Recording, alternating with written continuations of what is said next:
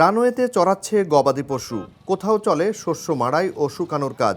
Battery চালিত easy bike, motorcycle এবং অন্যান্য যানবাহন দেদারসে চলছে রানওয়ে জুড়ে। অথচ যে বাহনের জন্য রানওয়ে, সেই বিমান ওঠানামা বন্ধ প্রায় ৪৫ বছর ধরে। এমন চিত্রের দেখা মিলবে উত্তরের সম্ভাবনাময় জেলা ঠাকুরগাঁও বিমানবন্দরে। দীর্ঘদিন উড়োজাহাজ চলাচল বন্ধ থাকায় নষ্ট হয়ে যাচ্ছে এ বিমানবন্দরের স্থাপনা। ভেঙে গেছে বন্দরের এয়ার ট্রাফিক কন্ট্রোল বা এটিসির জানালার বেশিরভাগ কাজ। দোতলা বিমানবন্দর ভবনের অবস্থাও নাজুক। সবচেয়ে করুণ অবস্থা রানওয়ের। দেখে বোঝার উপায় নেই এটি একটি বিমানবন্দরের রানওয়ে। যেখানে বিমান ওড়ার কথা, সেখানে চলছে অটোরিকশা, মোটরসাইকেল এবং বিভিন্ন যানবাহন। শুকানো হচ্ছে গোবর এবং খড়কুটো, চড়ানো হচ্ছে গরু ছাগল।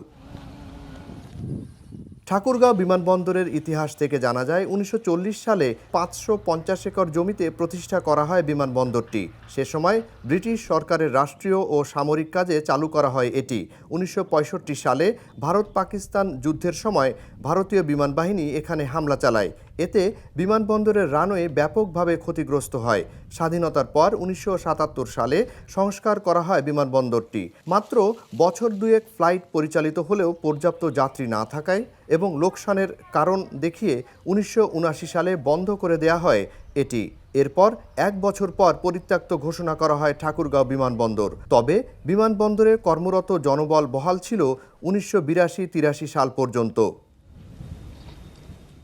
১৯৯৪-৯৫ সালে প্রায় ৩ কোটি টাকা ব্যয়ে রানওয়ের সংস্কার সহ প্রয়োজনীয় প্রায় সব কাজ শেষ করা হয়। এরপর জেলাবাসীর দাবির মুখে ১৯৯৪ সালে বিমানবন্দরটি চালুর উদ্যোগ নেওয়া হলেও তা আর আলোর মুখ দেখেনি।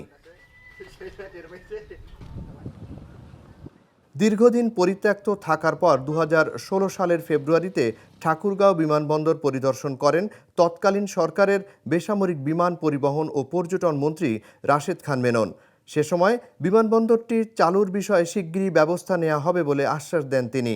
আশ্বাসের মাঝে উল্লেখযোগ্য ছিল ১ বছরের মধ্যে বিমানবন্দর চালু, ৬ মাসের মধ্যে কারিগরি ত্রুটি মেরামত ইত্যাদি।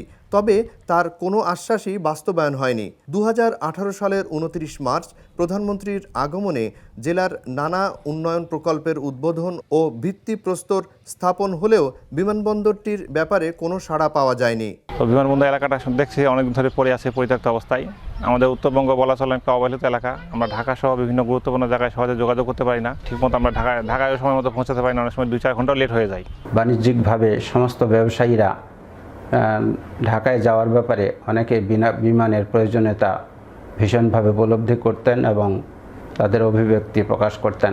এইভাবে অবহেলিতভাবেই এয়ারপোর্টটা আছে।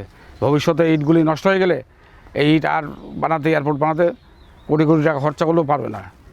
সরকার এদিকে একটু মদত দিলে ইনশাল্লাহ এটা কার্যক্রম ভালো হবে। ঠাকুরগাঁও বিমানবন্দর চালুর জন্য বারবার প্রতিশ্রুতি দেয়া হলেও তা করা হয়নি। তাই এলাকার মানুষের মধ্যে বিরাজ করছে ক্ষোভ।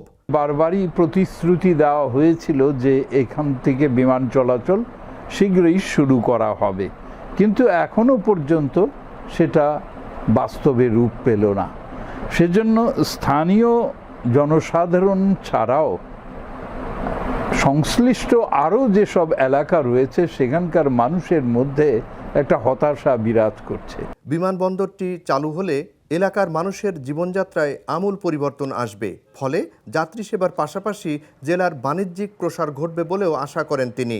এটা চালু হলে এই এলাকায় মানুষের কিছু আর্থসামাজিক উন্নয়নও ঘটবে এবং আমাদের যেটা লক্ষ্য যে এখানে যে শিল্প প্রতিষ্ঠান এখন অনেক আমরা একটু পিছিয়ে, এই শিল্প প্রতিষ্ঠান গড়ে তোলার ক্ষেত্রে এটা একটা বিরাট ভূমিকা পালন করবে।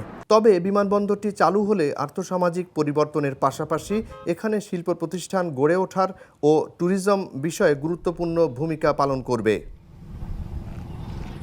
Junaid Ali Saki, the news.